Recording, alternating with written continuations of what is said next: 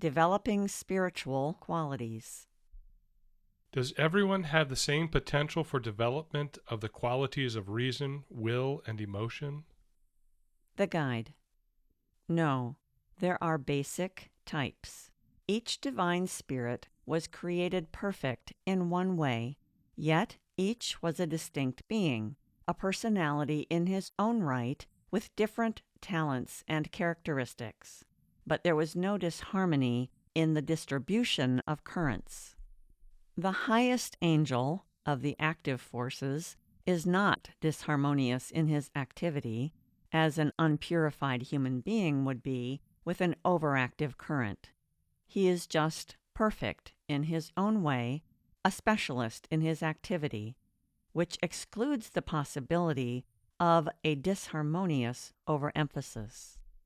It is the same with the highest representatives of the three aspects discussed in Pathwork Lecture number 43, Three Basic Personality Types, Reason, Will, Emotion.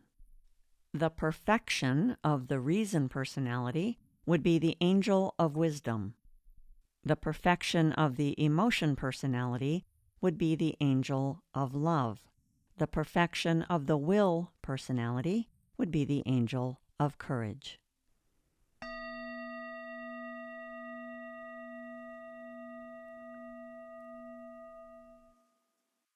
What are bodhisattvas? The guide. The word you use, we have different terms, designates a special type of being in the divine world. All created beings had originally a particular divine aspect, specially developed, and the purpose of creation was that each being would complement the creation by furthering other aspects through development, so that perfection would be reached not only in one aspect, but in all. This is how the power of creation could have been used by all beings, but was only used by those who did not abuse this power. Absolute perfection exists only in God and in Christ, who has most of the divine substance. The perfection of all other beings is a relative one, but it could become perfect by their becoming co-creators. The so-called bodhisattvas are beings endowed with certain particular aspects of divinity, each representing a different one. This one aspect is their particular force, with which they help in the great plan of salvation in very special ways and by various and special means. But until the plan reaches its completion, the pure beings use their efforts to help others with their particular strengths.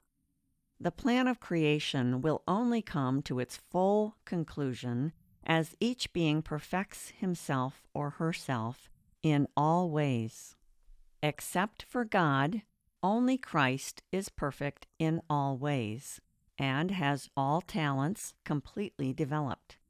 All other beings have their characteristics with which they were created, God leaving it up to them, that is, all of us, to continue His creation ourselves by developing all other characteristics, aspects, or talents in a perfect way. So it is not quite correct to say that all created beings were once completely perfect, as the Absolute is. We were perfect in our own ways, which, of course, is always relative. You can be perfect within the frame of your present development, for instance, but that does not mean that you are absolutely perfect. Someone of a much lower development than any one of you here can be relatively perfect compared to others of whom more can be expected. So perfection remains relative as long as the plan of creation is not fulfilled, except with God and Christ.